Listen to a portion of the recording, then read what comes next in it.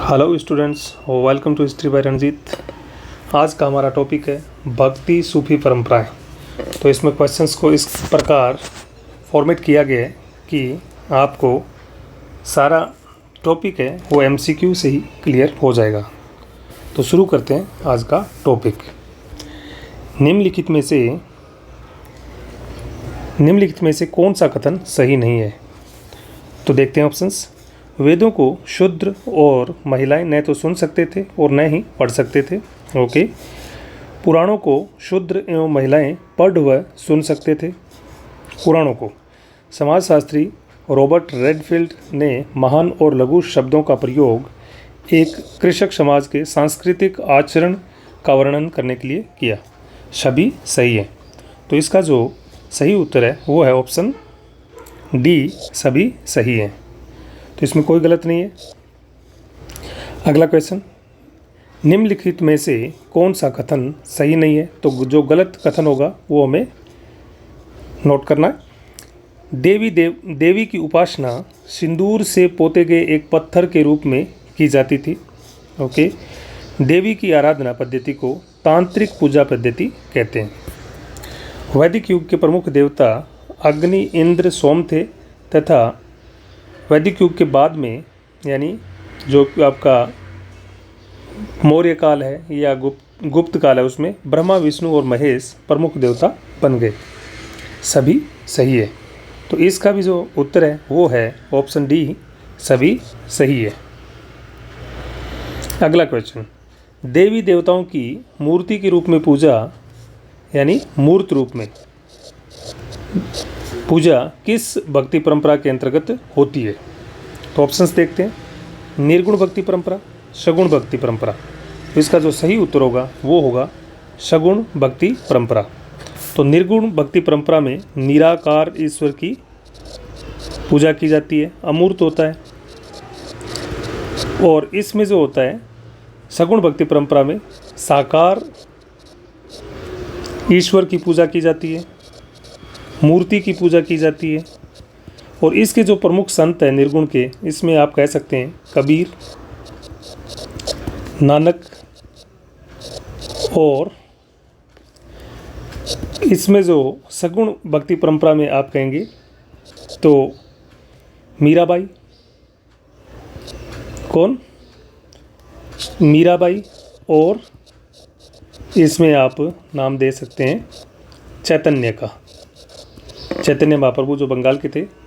तो ये सगुण और निर्गुण भक्ति परंपरा है, क्योंकि ये दोनों कृष्ण की मूर्ति की पूजा करते थे, इसलिए सगुण भक्ति परंपरा में आ गए। अगला क्वेश्चन, तमिलनाडु में अलवार और नयनार भक्ति आंदोलन की शुरुआत किस शताब्दी में हुई? तो ऑप्शंस देखते हैं। 4वीं शताब्दी ईस्वी, 6वीं शताब्दी ईस्वी, 8वीं शताब्दी ईस्वी या फिर 10वीं शताब्दी ईस्वी। तो इसका जो सही उत्तर होगा वो होगा ऑप्शन बी, 6वीं शताब्दी ईस्वी यानी 6th सेंचुरी एडी में इनकी शुरुआत होती है। अगला क्वेश्चन, तमिल भक्ति संत अपार ने मारपेरू के स्वामी कहकर किसको संबोधित किया? तो ऑप्शंस देखते हैं। विष्णु को, शिव को, इंद्र को, अग्नि को। तो इसका जो सही उत्तर होगा वो है ऑप्शन बी, शिव को। तो अपार ने मारपुरी के स्वामी कहकर शिव को संबोधित किया। क्वेश्चन नंबर 6, अलवार भक्ति परंपरा की पूजा से संबंधित है, यानी जो अलवार हैं वो किसकी पूजा करते हैं? तो इनकी पूजा पद्धति संबंधित है विष्णु को, शिव को, इंद्र को या फिर अग्नि को। तो इसका जो सही उत्तर होगा वो होगा विष्णु को, क्योंकि शिव के जो भक्त इनको वैष्णव कहते हैं। क्या कहते हैं? वैष्णव। और जो शिव की पूजा करते हैं उनको शैव कहते हैं। और ये पंथ नयनार कहलाता है। अगला, अलवार भक्ति परंपरा से संबंधित कौन सा कथन सही नहीं है? जो गलत होगा उसको हमें नोट डाउन करना है। इस भक्ति परंपरा में विष्णु की पूजा की जाती है अलवार में। ओके। अंडाल इसकी प्रमुख स्त्री संत हैं। इनकी काव्य रचना नल गिरा दिव्य प्रबंधम में की गई है। इम्पोर्टेंट है ये। इनके 4 प्रकार की भाषा यह इनके प्रचार की भाषा संस्कृत थी। तो इसमें जो सही उत्तर होगा वो है ऑप्शन डी, इनके प्रचार की भाषा संस्कृत थी। तो ये क्यों गलत है हम देखते हैं कि इनके प्रचार की जो भाषा थी वो संस्कृत नहीं होकर के तमिल थी। तो अलवार भक्ति परंपरा के जो संत हैं उनके जो प्रचार की या प्रवचन की जो भाषा थी वो थी तमिल। अगला क्वेश्चन, 10वीं शताब्दी तक 12 अलवार संतों की रचनाओं का काव्य के रूप में संकलन किस नाम से किया गया? तो ऑप्शंस देखते हैं। नल गीरा दिव्य प्रबंधम, अगला त्वरम होगी, तोलकापियम, और ऑप्शन डी इनमें से कोई नहीं। तो इसका जो सही उत्तर होगा वो होगा नल गीरा दिव्य प्रबंधम। अब त्वरम क्या है? त्वरम नैनारों का काव्य संग्रह, गानों का या गीतों का। नैनार यानी जो शैव भक्त हैं उनके, और उसके जो रचयिता है वो है सुंदरार और अपार। ये दो संत हैं, इन्होंने जो त्वरम की रचना की है। तोलकापियम ये व्याकरण, तमिल व्याकरण है ये, और इसके जो व्याकरण और इसके जो रचयिता है वो तोलकापियर है। आगे देखते हैं, निम्नलिखित में से शैव परंपरा का संत कौन नहीं है? तो हमें देखना है कि इसमें शैव परंपरा का संत नहीं जो है उसको हमें नोट डाउन करना है। तो कराईकाल, अमैयार, बी अंडाल, अपार संबंदर और सुंदरार। तो इसका जो सही उत्तर होगा वो होगा अंडाल, क्योंकि ये वैष्णव संत थी ये अंडाल, और ये कृष्ण की प्रेयसी थी और कृष्ण भक्ति में लीन रहती थी। कराईकाल अमैयार ये नैनार संत है। अपार संबंदर जो त्वरम की रचना की है, इन दोनों ने मिलकर अपार संबंदर, और सुंदरार ये दोनों का संबंध जो है वो नैनार से है, इसे नैनार से। तो अकेला बचा अंडाल। क्वेश्चन 10, निम्नलिखित में से कौन सा कथन सत्य नहीं है? 6वीं से 9वीं शताब्दी के मध्य दक्षिण भारत के पल्लव और पांड्य प्रमुख राज्य थे। 9वीं से 13वीं शताब्दी के मध्य चोल दक्षिण भारत का प्रमुख राज्य था, जिसने शैव तथा वैष्णव धर्म को संरक्षण प्रदान किया। और ऑप्शन सी, तमिल भक्ति रचनाओं की मुख्य विषय वस्तु बौद्ध तथा जैन धर्मों का विरोध करना है। नैनार भक्ति संत बौद्ध तथा जैन धर्मों का विरोध नहीं करते हैं। तो इसमें हमें जो सत्य नहीं है वो ढूंढना है। तो इसका जो सही उत्तर होगा वो होगा ऑप्शन डी, नैनार भक्ति संत बौद्ध तथा जैन धर्मों का विरोध नहीं करते हैं। ये इनका विरोध करते थे, नहीं ये करते थे इनका विरोध, और अलवार से ज़्यादा करते थे नैनार। क्वेश्चन नंबर 11, 945 ईस्वी में किस चोल शासक ने शैव संतों, अपार संबंदर और सुंदरार की धातु प्रतिमाएं एक शैव मंदिर में स्थापित करवाए? तो ऑप्शंस देखते हैं। महेंद्र वर्मन प्रथम जो कि पल्लव शासक था, कराईकाल, परांतक प्रथम, राजराजा प्रथम। तो इसमें जो सही उत्तर होगा वो होगा परांतक प्रथम, ऑप्शन सी। ये इम्पोर्टेंट क्वेश्चन है, इसको आप नोट डाउन कर सकते हैं। अगला क्वेश्चन, लिंगायत या वीर शैव परंपरा की शुरुआत किसने की? वेरी इम्पोर्टेंट क्वेश्चन कि लिंगायत या वीर शैव परंपरा की शुरुआत किसने की? ऑप्शंस देखते हैं। अपार संबंदर, सुंदरार, प्रांतक प्रथम, बाशवन्ना। तो इन दोनों ने तो की थी। त्वरम की रचना नैनार संत है। तो इसका जो सही उत्तर होगा वो होगा बाशवन्ना। 12वीं शताब्दी में कर्नाटक में लिंगायत संप्रदाय के संस्थापक बसवन्ना के बारे में कौन सी बात सही नहीं है? तो ऑप्शंस देखते हैं।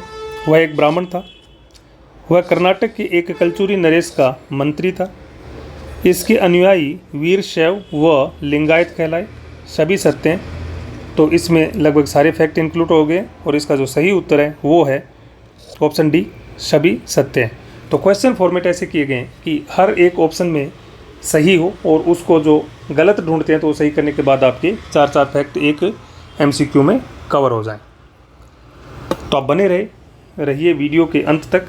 इसके बाद में आपको इस चैप्टर पर दोबारा एक बार वीडियो और देखेंगे पूरा क्लियर हो जाएगा। क्वेश्चन नंबर 14, निम्नलिखित में से कौन सा कथन सत्य नहीं है? तो जो सत्य नहीं है उस कथन को हमें ढूंढना है। ऑप्शंस देखते हैं। लिंगायत समुदाय के जंगम, यानी ये भिक्षु होते हैं, क्या होते हैं?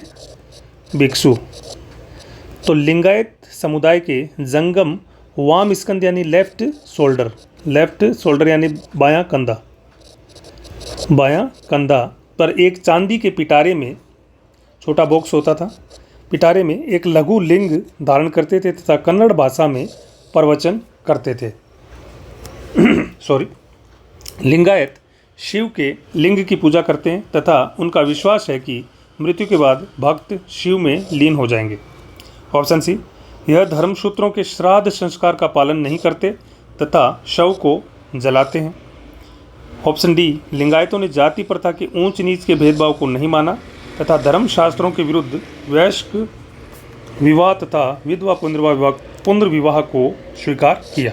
तो इसका जो सही उत्तर होगा वो होगा ऑप्शन सी, यह धर्मसूत्रों के श्राद्ध संस्कार का पालन नहीं करते तथा शव को जलाते नहीं हैं, दफनाते हैं।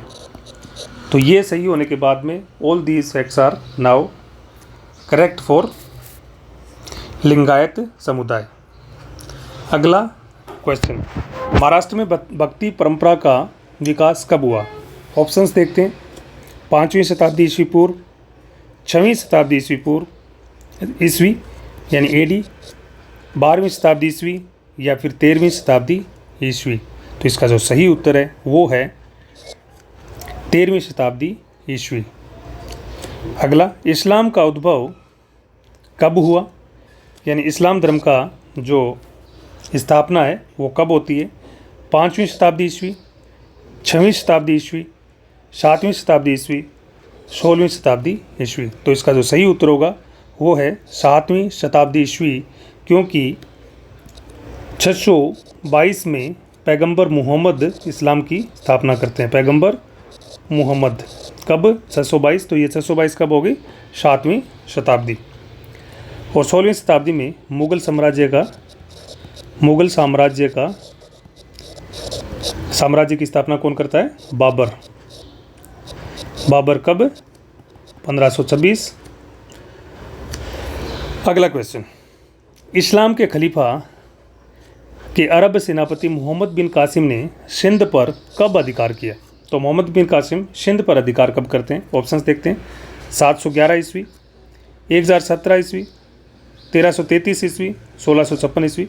तो 711 ईस्वी, ये कई जगह आपको 712 भी मिलता है। तो इसका जो सही ऑप्शन है ऑप्शन नंबर ए, 711 ईस्वी। 1017 में क्या होता है? अल बिरूनी जो है उसको बंदी बना करके गजना लेके आया जाता है। अल बिरूनी को कहाँ लेके आया जाता है? गजना में बंदी बना करके। 1333 इब्न बतूता कहाँ पहुँचता है? दिल्ली सल्तनत में। और 1656 ईस्वी फ्रांसवा बर्नियर जो है वो हिंदुस्तान आता है। तो ये सारे फैक्ट्स हमने पिछले चैप्टर्स में क्लियर किए हैं, जिसके वीडियो आप देख सकते हैं। तो ये आपको याद होने चाहिए, इसलिए डालें कि आपको रिमाइंड होते रहें। जजिया कर से संबंधित कौन सा कथन गलत है? तो जजिया से संबंधित जो कथन गलत है उसको हमें ढूंढना है। तो ऑप्शंस देखते हैं। इस्लामी शासकों के क्षेत्र में रहने वाले मुसलमानों के अतिरिक्त धार्मिक समुदाय जजिया नामक कर देकर इनका संरक्षण प्राप्त करते थे। ओके। ऑप्शन नंबर 2, जजिया नामक कर देने वाले लोग जिम्मी कहलाए। ऑप्शन नंबर 3, अंग्रेज़ों ने भी भारत में जजिया नामक कर लगाया। और ऑप्शन डी, सभी सत्य हैं। तो इसका जो सही उत्तर होगा वो होगा कि अंग्रेज़ों ने भी भारत में जजिया नामक कर लगाया। तो ये गलत है, क्योंकि अंग्रेज़ों ने भारत में जजिया नामक कर नहीं लगाया। अगला क्वेश्चन, पैगंबर मोहम्मद से जुड़ी, मोहम्मद या आप मोहम्मद सही इसका उच्चारण है, से जुड़ी परंपराएं जिनके अंतर्गत उनके स्मृत शब्द को और क्रियाकलाप आते हैं, निम्नलिखित में से कौन सा है? तो ऑप्शंस देखते हैं।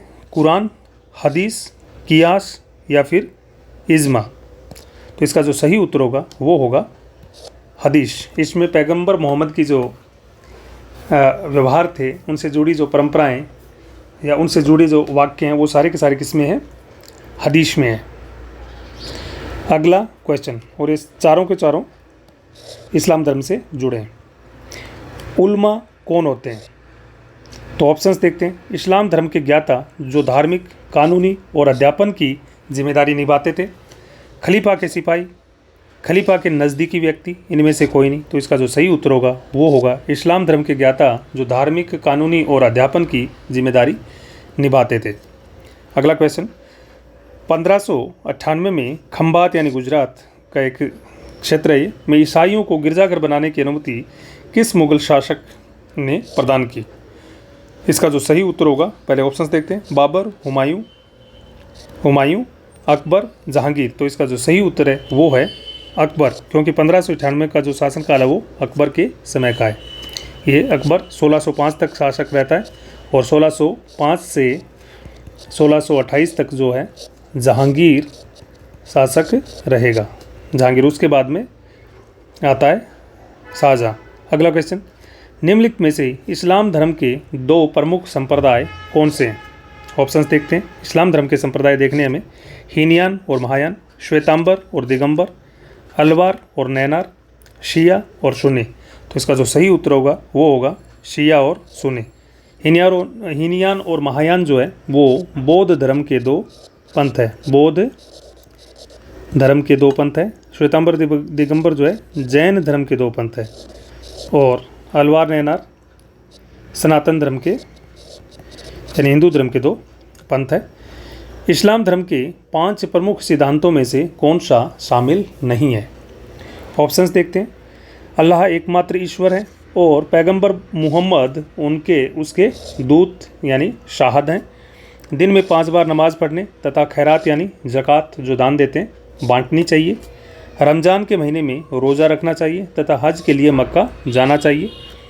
और ऑप्शन डी, अल्लाह की मूर्ति की पूजा की जानी चाहिए। तो इसमें जो हमें गलत ढूंढना था, शामिल नहीं है, तो उसमें जो है वो है ऑप्शन डी, अल्लाह की मूर्ति की पूजा की जानी चाहिए, क्योंकि इसमें मूर्ति पूजा का विरोध किया गया इस्लाम धर्म में। क्वेश्चन नंबर 24, अरब व्यापारी जो मालाबार तट जो कि केरल में है में बसे और वहाँ के स्थानीय आचारों जिसमें मातृकुल्यता यानी मैट्रिलिनली, इसमें ये होता है कि जो घर परिवार का नाम या लड़के का नाम है वो माता के नाम से शुरू होता है। और मातृगृहता यानी शादी के बाद में जो लड़की है उसके घर आकर के लड़का रहता है। के साथ साथ वहाँ की कौन सी भाषा को अपनाया? तो जो मालाबार तट में जो अरब मुस्लिम आए उन्होंने ये मातृकुल्यता और मातृगृहता अपनाने के साथ साथ भाषा कौन सी अपनाई? तो ऑप्शन देखते हैं। कन्नड़ भाषा, मलयालम भाषा, तमिल भाषा और या फिर संस्कृत भाषा। तो इसका जो सही उत्तर है वो है मलयालम, क्योंकि केरल की जो भाषा है वो मलयालम ही है। क्वेश्चन नंबर 25, तुरुष्क नाम से कहाँ के मुसलमानों को संबोधित किया गया? ये इम्पोर्टेंट क्वेश्चन है। तुरुष्क नाम से कहाँ के मुसलमानों को संबोधित किया गया? तुर्की के, तजाकिस्तान के, फारस के या फिर अरब के? तो इसका जो सही उत्तर होगा ये होगा तुर्की के। तो तुर्की के मुसलमानों को क्या कहा गया? तुरुष्क। और तजाकिस्तान के जो मुसलमान हैं उनको क्या कहा गया? ताजिक। क्या? ताजिक। और जो फारस के मुसलमान थे उनको क्या कहा गया? या फारस के जो थे उनको पारसी। क्या? पारसी या पर्सियन इंग्लिश में बोलते हैं। और अरब के लोगों को तो अरबी कहते ही हैं। अगला क्वेश्चन, प्रवासी समुदाय जो वर्ण व्यवस्था का पालन नहीं करते थे तथा संस्कृत से नहीं उपजी भाषाओं को बोलते थे, यानी जिन भाषाओं का संबंध संस्कृत से नहीं था वो भाषाएं बोलते थे, उनको ब्राह्मण क्या कहकर पुकारते थे? तो ब्राह्मणों ने उनको क्या नाम दिया? तो क्या उनको तुर्की कहते थे, तुरुष्क कहते थे, मलेच कहते थे या फिर ताजिक कहते थे? तो इनको कहते थे मलेच, जिसमें आप शक और कुषाण को हूण को शामिल कर सकते हैं। इनको मलेच कहा जाता था। अगला क्वेश्चन, 1395 ईस्वी श्रीनगर में झेलम नदी के किनारे लकड़ी की पेपर में से तकनीक से बनी शाह हमदान मस्जिद को किस नाम से पुकारा जाता है? Very very important. तो इसका ऑप्शंस देखते हैं। हार का नगीना, मुकुट का नगीना, सिर का ताज, अंगूठी का नगीना। तो इसका जो सही उत्तर है वो है मुकुट का नगीना। शाह हमदान मस्जिद को कहते थे मुकुट का नगीना। क्वेश्चन नंबर 26, इस्लामी धर्म ग्रंथों में सूफीवाद के लिए किस शब्द का प्रयोग होता है? तो ऑप्शंस देखते हैं। सूफीवाद को क्या कहते हैं? तसव्वुफ़, सूफ, सफ़ा या फिर इनमें से कोई नहीं। तो इसका जो सही उत्तर है वो है तसव्वुफ़, ऑप्शन 1। सूफ तो मोटा खुरदुरा ऊनी वस्त्र होता है। क्या होता है? ऊनी वस्त्र। और सफ़ा मतलब होता है शुद्ध, साफ। अगला क्वेश्चन नंबर 29, 19वीं शताब्दी में मुद्रित यानी कॉइंड सूफीवाद शब्द किस भाषा का है? तो इसको जो 19वीं शताब्दी में ये टर्म दी गई है सूफीवाद को, कि कौन सी? सूफीवाद किस भाषा का है? तो देखते हैं ऑप्शंस। फारसी भाषा का, अरबी भाषा का, उर्दू भाषा का या अंग्रेज़ी भाषा का। तो इसमें बहुत ज़्यादा गलती होने की संभावना रहती है कि सूफीवाद है तो हम इसको अरबी या फारसी करते हैं, लेकिन नहीं। इसका जो सही उत्तर है वो है अंग्रेज़ी, क्योंकि ये जो टर्म है वो अंग्रेज़ों ने कॉइन की है, उन्होंने इसको निर्मित किया है, इसलिए ये किस भाषा का है? अंग्रेज़ी भाषा का। अगला क्वेश्चन, सूफीवाद के बारे में कौन सा कथन गलत है? तो सूफीवाद के बारे में कुछ कथन है, उनमें से जो गलत होगा उसे हमें ढूंढना है। तो रहस्यवाद तथा वैराग्य मतलब घर परिवार छोड़कर आप साधु के टाइप की ज़िंदगी जीना। तो रहस्यवाद तथा वैराग्य को अपनाने वाले आध्यात्मिक लोग सूफी कहलाए।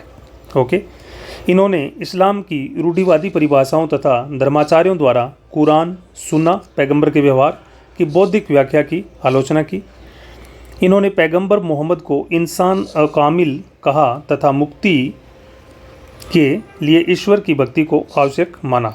ये रूढ़िवादी होते थे।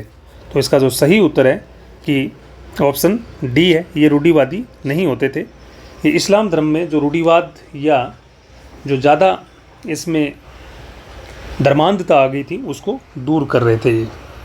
क्वेश्चन नंबर 31, तो निम्नलिखित में से कौन सा शब्द सूफी संत यानी जो गुरु होता है के लिए प्रयुक्त नहीं होता था? तो गुरु को जो सूफी संत है उसके लिए कौन से शब्द का प्रयोग नहीं करते थे वो हमें देखना है। शेख, पीर, मुर्शिद या फिर मुरीद। तो इसका जो सही उत्तर है वो है ऑप्शन डी, मुरीद, क्योंकि मुरीद शिष्य को कहते थे। किसको? शिष्य को। बाकी सारे जो शब्द है वो गुरु के लिए प्रयोग होते हैं। किसके लिए? गुरु के लिए। जिसमें शेख है वो अरबी शब्द है और ये जो पीर और मुर्शिद है ये फारसी शब्द है। अगला क्वेश्चन, सूफी परंपरा में वारिस के लिए किस शब्द का प्रयोग किया जाता है? तो ऑप्शंस देखते हैं। शेख, पीर, खानका या फिर खलीफा। तो इसका जो सही उत्तर होगा वो होगा ऑप्शन डी, खलीफा। खलीफा को क्या कहते हैं? वारिस होता है खलीफा। तो पैगंबर मोहम्मद ने अपना वारिस चुने और वो परंपरा आगे तक चलती रही। तो शेख, पीर ये तो गुरु को कहते हैं और खानका जहाँ पर सूफी संत रहते हैं। अगला क्वेश्चन, सूफी परंपरा में किसी सूफी संत का उर्स किस अवसर पर मनाया जाता है? वेरी वेरी इंपॉर्टेंट क्वेश्चन है कि जो उर्स मनाया जाता है सूफी संत का किस अवसर पर मनाया जाता है? क्या वो जन्म दिवस पे मनाया जाता है या फिर मृत्यु दिवस या फिर विवाह दिवस या फिर इनमें से कोई नहीं? तो इसका जो सही उत्तर है वो है ऑप्शन बी, मृत्यु दिवस। और इसको विवाह के रूप में मनाया जाता है क्योंकि बोला सूफी संत की जो आत्मा है उसका परमात्मा से मिलन हो रहा है, इसलिए इसको वो एक शुभ अवसर के तौर पर विवाह के रूप में मनाते हैं, लेकिन वो सूफी का मृत्यु दिवस होता है। अगला क्वेश्चन, शरिया की अवहेलना करने वाले क्या कहलाए जाते हैं? तो ऑप्शंस देखते हैं। बेशरिया या बाशरिया। वेरी वेरी इंपॉर्टेंट है ये, तो बताइए, लगाइए उत्तर। जो अवहेलना करते हैं शरिया की तो उनको कहते हैं बेशरिया, और जो पालना करते हैं उनको बोलते हैं बाशरिया। ये पालना करते हैं। और जो बेशरिया है ये अवहेलना करते हैं शरिया की। तो ध्यान रहे, ये बहुत ही इंपॉर्टेंट क्वेश्चन है। अगर आपको यह वीडियो अच्छा लग रहा है तो लाइक, शेयर एंड सब्सक्राइब जरूर करें, क्योंकि पूरी NCERT का हम इसी प्रकार से टॉपिक वाइज अध्ययन करेंगे। क्वेश्चन नंबर 35, सूफी खानका का तिरस्कार कर बेशरिया फ़कीर के रूप में निर्धनता और ब्रह्मचर्य को गौरव प्रदान करने वाले सूफी सिलसिलों में कौन सा सिलसिला सम्मिलित नहीं है? तो ऑप्शन देखते हैं, कलंदर, मदारी, मलंग और हैदरी या फिर चिश्ती। तो इसका जो सही उत्तर है वो है ऑप्शन डी, चिश्ती। अगला क्वेश्चन, क्वेश्चन नंबर 36, सूफी शब्दावली में प्रयुक्त शब्द सिलसिला का क्या अर्थ होता है? तो सिलसिला का जो अर्थ है उसे हमें देखना है। तो क्या उसका मतलब सूफी संत होता है, या फिर जंजीर, या फिर वली, या फिर मोटा ऊनी वस्त्र? तो इसका जो सही उत्तर है वो है जंजीर। ये भी एक इम्पोर्टेंट क्वेश्चन है। अगला क्वेश्चन, कादरी सिलसिले का संस्थापक कौन था? अबुल हसन अल हुजविरी, ख्वाजा मोइनुद्दीन हसन चिश्ती, अब्दुल कादिर जिलानी या फिर शेख निज़ामुद्दीन औलिया? तो इसका जो सही उत्तर है वो है अब्दुल कादिर जिलानी। अगला क्वेश्चन, सूफीवाद पर पुस्तक कश्फ उल महजूब किसने लिखी? Very very important. तो कश्फ उल महजूब जो पुस्तक है वो किसने लिखी? अबुल हसन अल हुजविरी, ख्वाजा मोइनुद्दीन हसन चिश्ती, अब्दुल कादिर जिलानी या फिर शेख निज़ामुद्दीन औलिया? तो इसका जो सही उत्तर होगा वो होगा अबुल हसन अल हुजविरी। ये लाहौर में आए थे और प्रथम सूफी संत थे जिन्होंने भारतीय उपमहाद्वीप में अपना स्थान बनाया था। तो इन्होंने सूफी सिलसिलों के बारे में ये कश्फ उल महजूब पुस्तक लिखी थी। अगला क्वेश्चन, किस सूफी संत को दाता गंज बख्श के नाम से जाना जाता है? गंज बख्श मतलब उदार होता है, जो दानशील होता है। क्या होता है? दानशील। तो किसको बोला जाता है? तो देखते हैं, अबुल हसन अल हुजविरी, ख्वाजा मोइनुद्दीन हसन चिश्ती, शेख कुतुबुद्दीन बख्तियार काकी, शेख फरीदुद्दीन गंज सकर उर्फ बाबा फरीद? तो इसका जो सही उत्तर होगा वो होगा option number A, Abul Hasan Al Hujwiri. दानशीलता के कारण ख्वाजा मोइनुद्दीन हसन चिश्ती, जिनके 1235 में ये अजमेर में इनकी मृत्यु होती है। कहाँ पर? इनके स्थान बहुत इंपॉर्टेंट है। शेख कुतुबुद्दीन बख्तियार काकी, ये भी 1235 में ये इसके शिष्य थे ख्वाजा मोइनुद्दीन हसन चिश्ती के। इनकी मृत्यु दिल्ली में होती है और इनके ही नाम पर जो कुतुबुद्दीन ऐबक है वो कुतुब मीनार बनाते हैं। क्या बनाते हैं? कुतुब मीनार। कुतुब मीनार इन्हीं को समर्पित है, शेख कुतुबुद्दीन बख्तियार काकी को। और शेख फरीदुद्दीन गंज सकर उर्फ फरीद बाबा, ये बलबन के दामाद थे और इनके जो दोहे हैं वो किसमें है? आदि ग्रंथ में सम्मिलित किए गए थे, गुरुबाणी में, यानी गुरु ग्रंथ साहिब में। अगला क्वेश्चन, अमीर खुसरो, जियाउद्दीन बरनी और अमीर हसन सिजजी जैसे इतिहासकार एवं कवि किस सूफी संत के शिष्य थे? बहुत ही इंपॉर्टेंट है, किसके शिष्य थे ये? तो देखते हैं ऑप्शंस, अबुल हसन अल हुजविरी के, ख्वाजा मोइनुद्दीन हसन चिश्ती के, अब्दुल कादिर जिलानी के या फिर शेख निज़ामुद्दीन औलिया के? तो ये तीनों जो हैं ये शेख निज़ामुद्दीन औलिया के समकालीन है और ये इसी के शिष्य थे। तो option D is the correct answer. निम्नलिखित में से कौन सा सही सुमेलित नहीं है? ये कुछ बहुत सारे क्वेश्चन सम्मिलित किए गए हैं, लेकिन आपको दोबारा पढ़ने की ज़रूरत नहीं पड़ेगी, तो आप बने रहिए मेरे साथ बिना रुकावट के। निम्नलिखित में से कौन सा सही सुमेलित नहीं है? देखते हैं। रसोई के लिए लंगर, रसोई किसको बोलते थे? रसोई के लिए जो शब्द प्रयोग होता था वो लंगर, यानी फ्री का खाना। फुतू है, बिना मांगी खैर या मुराद या कामना। खैर मतलब मुराद या कामना होती है, फुतू है। बरकत, सूफी संत द्वारा दिया गया आध्यात्मिक आशीर्वाद। और मुर्शिद, शिष्य। तो इसमें जो गलत है वो है मुर्शिद। मुर्शिद शिष्य नहीं होता, मुर्शिद होता है गुरु। तो इसमें है जैसे पीर, शेख, वली, और मुर्शिद, ये किसके लिए काम में लिए जाते हैं? गुरु हैं। ये सारे चार याद कर लेना आप एकदम। इन चारों का मतलब होता है गुरु। ठीक है। अगला क्वेश्चन, दिल्ली का सुल्तान जिसने सबसे पहले अजमेर की दरगाह का दौरा किया। तो ऑप्शंस देखते हैं, कुतुबुद्दीन ऐबक, मोहम्मद बिन तुगलक, अकबर, गियासुद्दीन, सुल्तान गियासुद्दीन खलजी। तो इसका जो सही उत्तर होगा वो होगा मोहम्मद बिन तुगलक। इन्होंने सबसे पहली बार जो है इसका दौरा किया था। अकबर ने 14 बार अजमेर की दरगाह शरीफ का दौरा किया। और सुल्तान गियासुद्दीन खिलजी है, इनके बारे में हम आगे क्वेश्चन में देखेंगे। तो आगे देखते हैं क्वेश्चन नंबर 42, अजमेर दरगाह पर सबसे पहली इमारत का निर्माण किसने करवाया? कि वहाँ पर इमारत का निर्माण सबसे पहली बार किसने करवाया? ऑप्शन देखते हैं, कुतुबुद्दीन ऐबक, मोहम्मद बिन तुगलक, अकबर, सुल्तान गियासुद्दीन खलजी। ये मालवा के सुल्तान थे और इन्होंने सबसे पहली बार, option D is the correct answer, सबसे पहले बार इन्होंने यहाँ पर 15th सेंचुरी में क्या बनाया है? इमारत बनाई है अजमेर दरगाह पर सुल्तान गियासुद्दीन खलजी मालवा के सेंचुरी में, यानी 15वीं शताब्दी में। ऑप्शन क्वेश्चन नंबर 43, दिल्ली के चिश्ती संत शेख नसीरुद्दीन चिराग दहली की दरगाह पर मुरक्का दहली ग्रंथ की रचना किसने की? बहुत ही इंपॉर्टेंट है। तो ऑप्शंस देखते हैं, अमीर खुसरो, जियाउद्दीन बर्नी, दरगाह कुली खान, अबुल फजल। तो मुरक्का दहली की जो रचना की है वो की है ऑप्शन सी, दरगाह कुली खान। अगला क्वेश्चन, शेख मोइनुद्दीन चिश्ती की जीवनी मुनीस अल अखा यानी आत्मा का विश्वस्त की रचना किसने की? तो ऑप्शन देखते हैं, अमीर खुसरो, जियाउद्दीन बर्नी, जहां आरा, अबुल फजल। तो मुनीस अल अखा है जो शेख मोइनुद्दीन चिश्ती की जीवनी पर लिखी गई है, वो लिखी है शाहजहां की बेटी जहां आरा ने।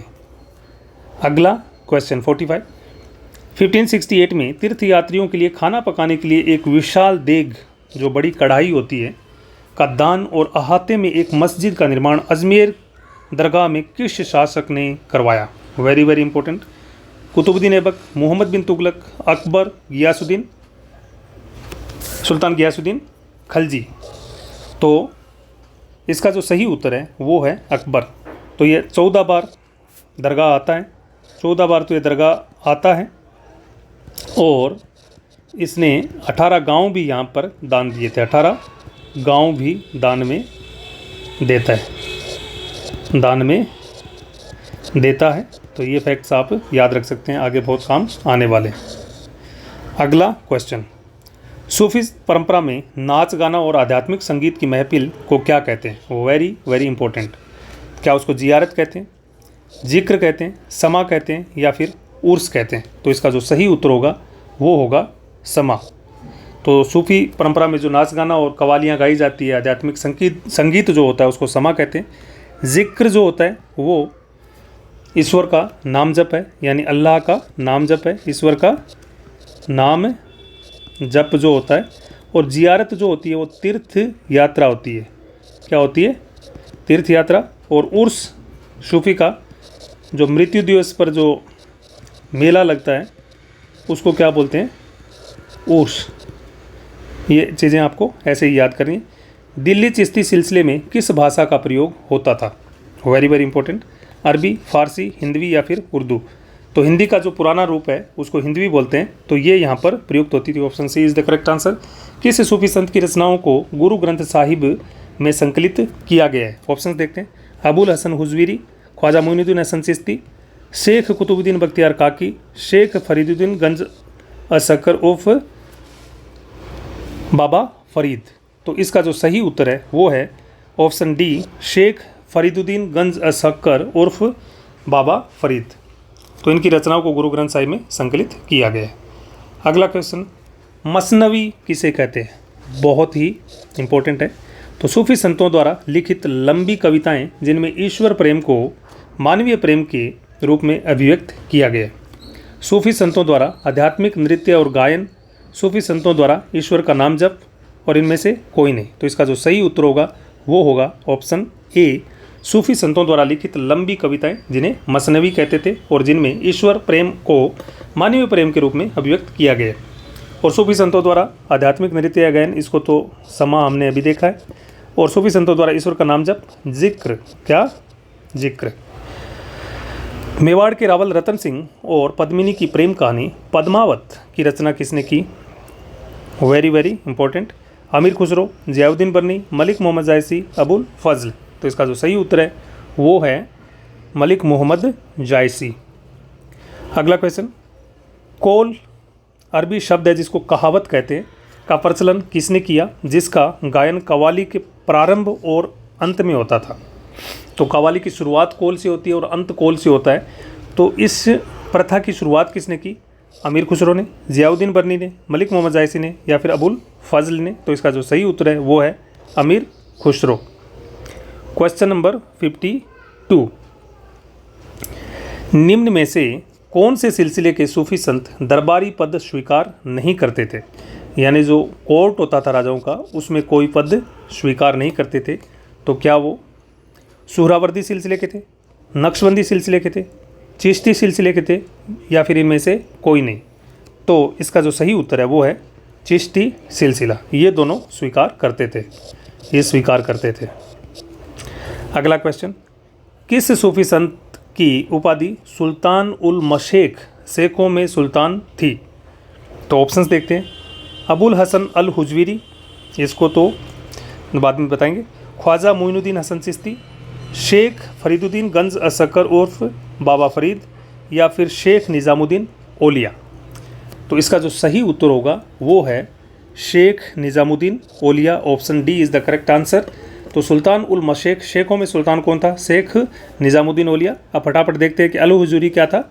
दाता गंज बख्श, ये दानशीलता के कारण इसको क्या बोलते थे? दाता गंज बख्श। और ख्वाजा मोइनुद्दीन चिश्ती गरीब नवाज, इनको क्या बोलते थे? गरीब नवाज। और बाबा फरीद को बोलते थे शेख अल इस्लाम। ये सारी चीज़ें आपको नोट करके याद करनी है। किस सूफी संत की उपाधि शेख अल इस्लाम थी? अब बता दिया, लेकिन अब मैं इसको छुपा देता हूँ ताकि आपको दिखे नहीं। इसका उत्तर दो, शेख अल इस्लाम थी। तो उत्तर देखते हैं। अबुल हसन अल हुजवीरी, ख्वाजा मोइनुद्दीन हसन चिश्ती, शेख फरीदुद्दीन गंज अशक्कर यानी बाबा फरीद, और शेख निज़ामुद्दीन ओलिया। तो इसका जो सही उत्तर होगा वो है ऑप्शन सी, शेख फरीदुद्दीन गंज अशक्कर उर्फ बाबा फरीद, जो मैंने इधर आपको बताई है। देखो ऐसे ही आपको याद करनी है। निम्नलिखित में से कौन सा कथन कबीर के बारे में सत्य नहीं है? तो देखते हैं फटाफट ऑप्शंस। कबीर ने ग्रंथावली, उलटबांसी बोलते हैं उल्टी कही युक्तियाँ या उक्तियाँ, जो उल्टी कह देते हैं कि पानी में आग लगाना, ये एक उल्टी उक्ति है कि पानी में कैसे आग लग सकती है, इसका मतलब कुछ अजीब काम करना। तथा शब्द की रचना की। कबीर एक सगुण भक्ति संत थे तथा मूर्ति पूजा का समर्थन करते थे। कबीर महान, कबीर का मतलब क्या होता है? महान। आप याद रखना इसको कि कई पदों का संकलन आदि ग्रंथ में किया गया है। कबीर का लालन पालन एक मुस्लिम जुलाहे के घर हुआ था तथा वे रामानंद के शिष्य थे। तो इसका जो सही उत्तर होगा वो होगा ऑप्शन बी, कबीर एक सगुण नहीं निर्गुण भक्ति के संत थे, यानी ये मूर्ति पूजा का विरोध करते थे। इसको आप करेक्ट कर लो, समर्थन नहीं विरोध। तो आपको कबीर के बारे में 4 फैक्ट अभी क्लियर हो गए एकदम, ये कबीर के बारे में बिल्कुल सही है। क्वेश्चन नंबर 56, निम्नलिखित में से कौन सा कथन गुरु नानक के बारे में सत्य नहीं है? ऑप्शंस देखते हैं। गुरु नानक का जन्म ननकाना साहिब पंजाब पाकिस्तान में हुआ। ओके, इनकी प्रमुख रचना शब्द क्या है? शब्द है। गुरु नानक इनको पंजाबी भाषा में गाते थे तथा मर्दाना रबाब बजाता था। अगला, गुरु नानक ने अपने बाद अपने शिष्य अंगद को गुरु पद पर आसीन किया। तो कौन शिष्य गुरु बना था नानक के बाद? अंगद। सिखों के आदि ग्रंथ का संकलन गुरु अर्जन देव ने किया, जिसे आदि ग्रंथ या गुरबाणी कहते हैं। और गुरु नानक एक सगुण भक्ति संत थे। तो इसमें हमें देखना था सत्य नहीं है, तो इसमें जो सही उत्तर है वो है ऑप्शन 4, गुरु नानक एक सगुण नहीं निर्गुण, जो स्टार्टिंग में मैंने बताया निर्गुण भक्ति संत में गुरु नानक और कबीर प्रथम है। तो ये निर्गुण यानी मूर्ति पूजा का विरोध करते थे। अगला क्वेश्चन, खालसा पंथ की स्थापना किस सिख गुरु ने की? 10वें गुरु गुरु गोविंद सिंह, 9वें गुरु गुरु तेग बहादुर, प्रथम गुरु गुरु नानक, 5वें गुरु गुरु अर्जन देव। तो खालसा पंथ की जो शुरुआत करते हैं वो करते हैं 10वें गुरु गुरु Govind Singh. Option A is the correct answer. Option 50 question 58 देखते हैं, इनमें से कौन सा कथन सिख गुरु गोविंद सिंह के बारे में गलत है। तो गोविंद सिंह के बारे में जो गलत कथन है उसको हमें देखना है। इन्होंने 9वें गुरु तेग बहादुर की रचनाओं को गुरबाणी में शामिल किया तथा यह गुरु ग्रंथ साहिब कहलाया। ओके। इन्होंने खालसा पंथ पवित्रों की सेना की स्थापना की तथा उसके 5 प्रतीकों का वर्णन किया। बिना कटे केश 1, कृपाण धारण करेंगे 2, कंगा धारण करेंगे 3, कच्छा धारण करेंगे 4 और लोहे का कड़ा धारण करेंगे 5। और देखने वाली बात है कि ये पांचों की जो शुरुआत होती है के से ही होती है, तो 5K। इनके नेतृत्व में सिख समाज एक सामाजिक, धार्मिक और सैन्य बल के रूप में संगठित हुआ और ये सिखों के 8वें गुरु थे। तो इसमें जो गलत कथन है वो है ऑप्शन डी, ये सिखों के 8वें नहीं 10वें गुरु थे। कौन से? 10वें। क्वेश्चन नंबर 59, मीराबाई के बारे में कौन सा कथन असत्य है। इनका जन्म मेड़ता के कुड़की ग्राम में हुआ तथा उनकी शादी मेवाड़ के सिसोदिया कुल के राजकुमार भोज से हुई, जो कि सांगा के पुत्र थे। महाराणा सांगा के पुत्र थे ये, और इनकी मृत्यु भी हो जाती है जल्दी ही। और उनके गुरु का नाम रैदास था, जो एक चर्मकार थे, यानी चमड़े का काम करते थे। मीरा कृष्ण की सगुण भक्ति करती थी तथा उसको अपना पति स्वीकार किया। अगला सभी सत्य हैं, तो इसका जो सही उत्तर होगा वो है ऑप्शन डी, सभी सत्य हैं। क्वेश्चन नंबर 60, कीर्तन घोष नामक काव्य की रचना किसने की। बहुत ही इंपॉर्टेंट है। तो क्या वो मीराबाई है, कबीर है, गुरु नानक है या फिर शंकर देव है। तो इसका जो सही उत्तर है ये है शंकर देव। ये असम के निर्गुण भक्ति संत थे। क्या थे? निर्गुण, असम के निर्गुण भक्ति संत थे। अगला, असम के वैष्णव धर्म के प्रचारक शंकर देव के बारे में कौन सा कथन असत्य है। तो शंकर देव के बारे में कुछ कथन दिए गए, उनमें से हमें असत्य को देखना है। इनके उपदेश भागवत पुराण तथा भगवत गीता पर आधारित होने के कारण भगवती धर्म कहलाए। Very very important. तो भगवती धर्म की स्थापना भी यही करते हैं। इन्होंने ईश्वर के नाम कीर्तन तथा नाम जप पर बल दिया। इन्होंने सत्र, मठ तथा नामघर जैसे प्रार्थना घरों की स्थापना की। तो नामघर की स्थापना कौन ये करते हैं? सभी सत्य हैं। तो इसका जो सही उत्तर होगा ऑप्शन डी, सभी सत्य हैं। ये बहुत इंपॉर्टेंट मतलब क्वेश्चन है। किसके बारे में? शंकर देव के बारे में। सारे फैक्ट आपको याद करने। क्वेश्चन नंबर 62, सूफी संतों की बातचीत के लिए प्रयुक्त शब्द कौन सा है। तो जो सूफी संत बातचीत करते हैं उसके लिए कौन से शब्द का प्रयोग करते हैं हम? मुल्फुजात, मकतूबात, तज़किरा या फिर उर्स। तो इसका जो सही उत्तर है वो है मुल्फुजात। ये होती है सूफी संतों की बातचीत। और जो मकतूबात है वो होता है पत्रों का संकलन। जो सूफी संत एक दूसरे को पत्र लिखते थे उनका संकलन। तज़किरा जो होता है ये है संतों की जीवनियाँ। क्या? जीवनियों का स्मरण, ये तज़किरा है। और उर्स जो होता है ये है उनका मृत्यु दिवस। मृत्यु दिवस पर जो मेला लगता है उसको क्या बोलते हैं? उर्स बोलते हैं। क्या? उर्स। अगला क्वेश्चन, निम्नलिखित में से कौन सा सुमेलित नहीं है। तो ऑप्शन देखते हैं कि फ़वाइद अल फुआद, ये मुल्फुजात है, यानी शेखों की या जो अपने सूफी संत उनकी बातचीत, इसकी रचना किसने की है? अमीर हसन सिजजी दहलवी ने की है। अगला क्वेश्चन सही नहीं है, वो हमें ढूंढना है। मकतूबात और इमाम रब्बानी, ये मकतूबात थी एक, शेख अहमद सरिंदी ने लिखी है और नक्शबंदी सिलसिले के थे। सियारुल औलिया एक प्रकार का तज़किरा है जिसकी रचना मीर खुर्द किरमानी ने की है। और पद्मावत एक प्रेम ग्रंथ है जिसकी रचना अमीर खुसरो ने की है। तो इसमें जो गलत है वो है पद्मावत। इसकी रचना अमीर खुसरो ने नहीं, मलिक मुहम्मद जायसी ने की है। तो ये था अपना चैप्टर। इसमें सारे महत्वपूर्ण क्वेश्चंस को इंक्लूड किया गया है। अगर आप इस चैप्टर को कक्षा 12 के स्टूडेंट अगर आपने पढ़ा होगा तो इसके बाद में आपको चैप्टर पढ़ने की ज़रूरत नहीं पड़ेगी। आप केवल इसको पढ़ सकते हैं क्योंकि इसमें सारे इंपॉर्टेंट फैक्ट्स को इंक्लूड किया गया। और ये सभी यूपीएससी आरएएस सब के लिए बहुत ही काम का है। अगर आपको ये वीडियो अच्छा लगा हो तो चैनल को सब्सक्राइब करना ना भूलें और लाइक और कमेंट ज़रूर करें। Thanks a lot.